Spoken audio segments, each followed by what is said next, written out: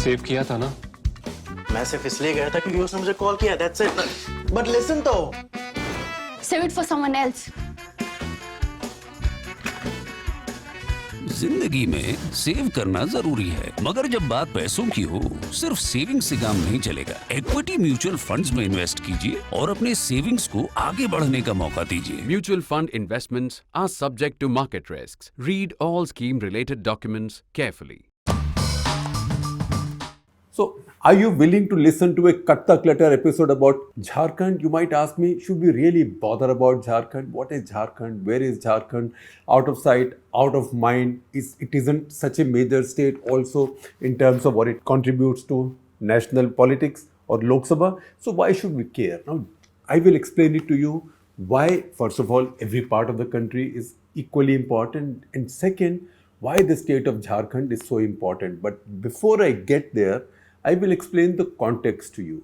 Although you know what is it that has sparked this episode. That is the threat of dismissal or disqualification under the Office of Profit Regulations against the Chief Minister, incumbent Chief Minister Hemant Soren. So as we record this, the governor has not ruled on this, but Ramesh Bass, the governor, is taking his time, is sharpening the knife, right?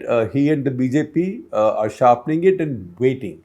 And the chances are that they are waiting to sort of stick it into, bury the hatchet, if I may say, in Hemant Soren's back, maybe over the weekend, so he can't go immediately to court and get some kind of a reprieve and injunction, etc. So we don't know, but the fact is that the Election Commission has already ruled that he should be disqualified, that he is guilty of holding an office of profit. I'll explain to you in a second what this exactly is. And now the decision is with the governor, because first the Election Commission of India makes a finding that this is an office of profit that he is holding in addition to his position in the government as a legislator. And the second step in the process is that the governor then, or in the case of Government of India or somebody at the central level, the president has to take a call on whether this is a fit case for disqualification or not. So chances are he's not from the BJP, he's opposed to the BJP is sitting in the opposition. So chances are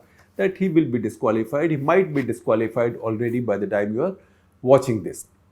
Now, what exactly has happened in his case? What's happened in his case is very interesting. This year in February, Raghubar Das, who is a former chief minister, in fact, Hemant Soren's immediate predecessor from the BJP, he made an allegation that Hemant Soren as chief minister had awarded himself a mining lease in a stone quarry or stone mine of the size of just 0.88 acres. So 0.88 acre, you can imagine how much is that. So the allegation was that he had allocated to himself, while being chief minister, a mining lease of 0.88 acres in a place called Angara, or in a part of Ranchi called Angara. It was like a stone quarry or a stone mine. Now 0.88 acre is actually, it's much smaller than a football field. That is the best way I can explain it to you.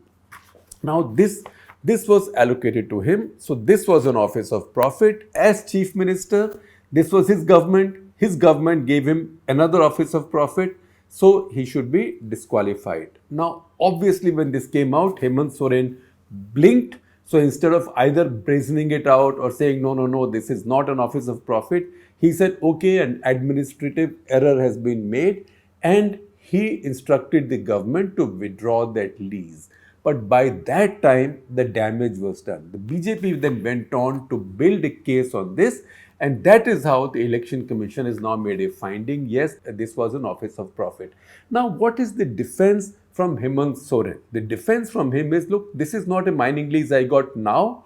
I got a mining lease in 2008 in the same place. That was for 10 years, right? I got it for 10 years.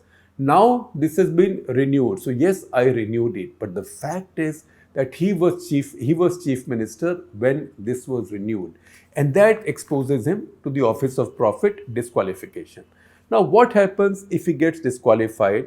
We have many precedents, because we know many cases, including in fairly recent times, where prominent people faced disqualification because of the office of profit issue. So first of all, remember Sonia Gandhi in 2006, she became the chairperson of National Advisory Council, which controlled the Manmohan Singh government because they thought Manmohan Singh was getting out of control. So she set up that what I call as an extra constitutional center of power in 10 Janpath called NAC, and I've got a lot of pushback from the Congress and the 10 Janpath side on that. She was presiding over that, and that had powers that were exercised over the government. And to give it formal power or put it in the formal power structure, that was given an official status. This wasn't a kiddie party where people got together and discussed ideas, or this wasn't a seminar where people got together and discussed ideas and passed them on to the Prime Minister.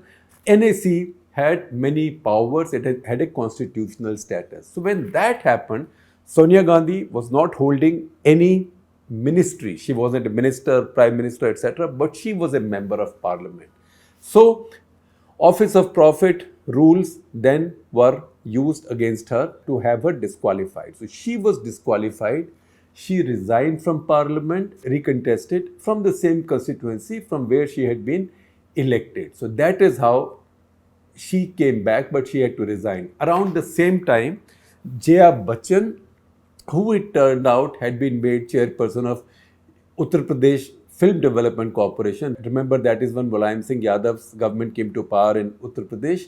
She also faced disqualification and she also had to give up her position. This is the Office of Profit Law and this is how it applies. This functions under the Representation of People Act. Precisely, if you want to see, and you will see that section displayed on my screen, that is section 9A of Representation of People Act. Under that same law, now Hemant Soren is to be disqualified. Now what happens when he gets disqualified? Now that's an interesting story and we don't know how this will roll out, because as I told you, in the case of those two, they could just go out and come back, because when they come back, then they have to resign from that position and come back, right? And then you can do other formalities so you can still have the same position.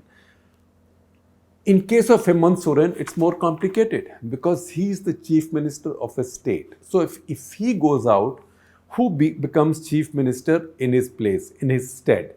Now, there have been rumors, there is speculation, it will be he'll anoint his wife. But anointing his wife as chief minister temporarily so he can recontest election from the seat that he vacates. Remember, under Office of Profit Law, you do not lose anything else but your seat. You basically lose the seat for which you've been elected. So you have to go out and recontest. So within 6 months, Election Commission will have to hold a by-election for the same seat. He can come back. Meanwhile, he can put his wife there or somebody from his family there as a kind of placeholder. Now that is something that's got a very bad buzz in Indian politics and public opinion. Remember the whole Rabdi Devi episode, and I'm talking about this just when Maharani 2, the OTT teleserial, is now being released. So that will be a very unpopular thing to do. He could also, after resigning, be sworn in again, because he resigns from State Assembly. And you can be sworn in as Chief Minister without being a member of State Assembly, as long as you qualify to be Chief Minister by winning a by-election within the next 6 months. But once again, will the governor only disqualify him for now, or will he use some powers to also bar him from contesting in future, in which case he has to go to court, take an injunction, a stay order, etc., etc. We don't know. So this is how the politics of Jharkhand, which is actually quite a crucial state, and I will explain to you why, that gets completely opened up. Now, why does Jharkhand matter? First of all, in terms of numbers in the assembly, he's fine, because this is an assembly of 81. He's got 30 seats of his own there, and his partner, the Congress party, has got 16, and they've got one more. So that is 47. So 47 out of 81 is very safe. BJP has 25. Plus the ruling group also has support of some smaller parties. So they're safe to that extent. But, safe when the BJP is in power in Delhi, and the ED and the CBI and the CBDT and the rest are available at its beck and call, that majorities can be broken. So you know that Jharkhand Mukti Morcha can be broken. That is the leading party in the coalition. That is Hemant Soren's party or Soren family's party. It has broken in the past. It can break again. Congress can be broken. Right? Congress only has 16 MLAs. Congress is broken in other states. We saw what happened in Karnataka and some other states. So it can happen here also. So once the leader is out, retired, hurt, anything can happen. Then all bets are off. And so we have to see how much ambition and how much desperation does BJP have. Will they, after Hemant Soren's out of the way, even temporarily try to break up this government, break down this government, and either impose president's rule or juggle things together to form a government of their own, as they've done, say, in Maharashtra? We don't know, and that's why Hemant Soren does not want to be not chief minister, ideally, even for a day, because if he chooses a successor, it can be anybody. The successor could go the other way or break the party, or if it's a member of his family or his wife, this will bring other bad press and other bad odor, which may embarrass the Congress party also. So that is where Jharkhand is. Now, should we bother about Jharkhand? So the issue with Jharkhand is a state that was formed in 2000. That is only 22 years ago. Jharkhand has always had instability. So Jharkhand by this time has had so many chief ministers. In fact, if you go over the list of Jharkhand chief ministers, I'd say it's about 16, right? 16, but as individuals, only about 8, because the same people keep becoming chief ministers again and again. Hemant Soren has been chief minister twice. His father Shibu Soren, I think 3 times or 4 times. Arjun Munda, 3 times or 4 times.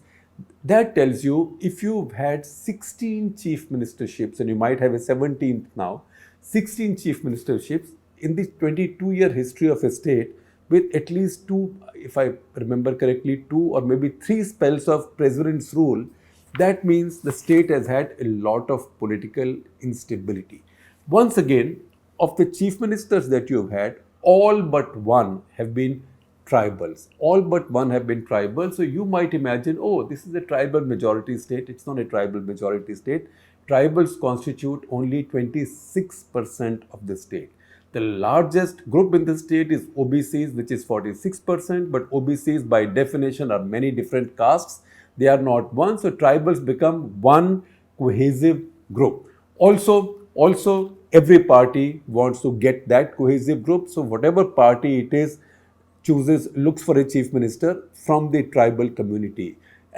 Further, the party that fought for the statehood, that is Jharkhand Mukti Morcha, that's very popular among the tribals, but also among many non-tribals. So they remain in front.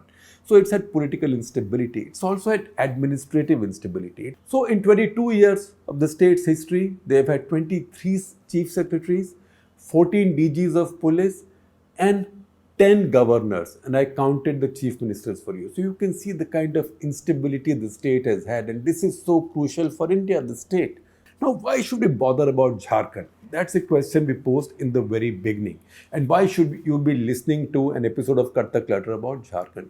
First of all, Jharkhand is not such a small state. Jharkhand is our 15th largest state in area, and 14th largest state in population. You might say, oh, Jharkhand only sends 14 members to national parliament. All right, at 14, Jharkhand becomes a small, large state in our parliament. And then we have smaller states, two seats, 3 seats, 1 seats, etc. Those are mostly seats in the northeast. But Jharkhand has 14, which makes it a state in the ballpark of, say, between Haryana and Telangana. How does it work? Haryana sends 10 MPs to Lok Sabha, Punjab sends 13, Assam sends 14, which is exactly as many as Jharkhand sends, Chhattisgarh sends 11, and Telangana is 17. So 10 to 17. So would you say Telangana is not important? Would you say Haryana is not important? Punjab is not important? Assam is not important? So Jharkhand, it may be out of sight, out of mind, but it is like a Punjab-sized or a Assam-sized state. So it is very important. Next, this state holds 40% of all of India's mineral wealth.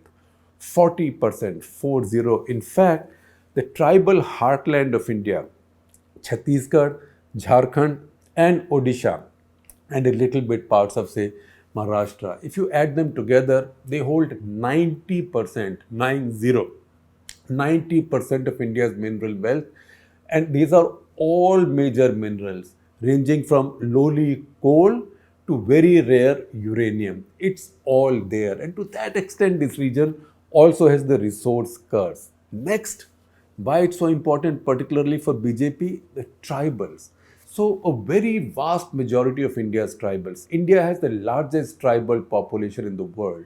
A little over 8% of India's population is tribal. That makes for almost 12 crore people, right? A majority of that lives in this region, in this tribal heartland. I know there are many tribal groups in the northeast, but northeastern states have small populations, 11 lakhs like Mizoram, or maybe 30 lakhs, say Nagaland, like that. But the bulk of the population lives here, and this is the one big ethnic group in India that BJP has not been able to dominate. That is the reason also they've chosen Draupadi Murmu as the president of India, because they deeply regret the fact that they hold no power in the tribal heartland. Chhattisgarh is with Congress, Odisha is with Naveen Patnaik, Jharkhand is now with Congress party, and Jharkhand Mukti Morcha. They don't like it. They really want to conquer the tribal heartland. And next, because RSS has been having this bare knuckles fight with Christian missionaries in this region. And this is quite a tough fight. So in this region, Christian missionaries, while they've been very active, they have not been very successful. So if you look at Jharkhand, for example, now, just about 5%, 6% of Jharkhand's population is Christian, 15% Muslim. Just about 5% is Christian. You might say that of the 26% tribals, maybe 25%, 20% are Christian. But that is very different from the BJP and RSS's point of view than, say, the situation in Mizoram or Nagaland, where tribal communities are almost 100% tribal, or in Meghalaya. They don't like that. So that big religious / ideological tussle is also going on in this area. And that's why it's so important for the BJP and RSS as well. So once again, with all these details, picture this Indian heartland, the East Central Indian heartland, where Maoism has risen, which Dr. Manmohan Singh called India's greatest internal security threat. In fact, India's greatest security threat. He said so, it continues to be so, and the BJP government has been very tough on the Maoist forces. But this is an area which has a resource curse because people are very poor. 40% of the population of Jharkhand. Jharkhand may own 40% of India's minerals, but 40% of Jharkhand's population lives under the poverty line. Nearly 35%, a little over 35% of Jharkhand's children are malnourished. And it is not that different in the adjoining tribal states also, which have India's resources, mineral resources. So this is a very unholy nexus of mafias, mining, Maoism, which has all come up in these areas. And that makes these areas even more crucial. That's why Jharkhand is important. Now, before I let you go, and there will always be legal questions and legal arguments over what is right, what is wrong, which law will work, which law will not work, and these laws will be checked out. This disqualification will be put to the test of the law in our courts. But the important thing is also to see how little our politicians bother about conflicts of interest. So Hemant Soren, when his government renewed this mining lease towards him, think of the portfolios he was holding. Hold your breath. Every portfolio connected with the allocation of a mining lease was with him.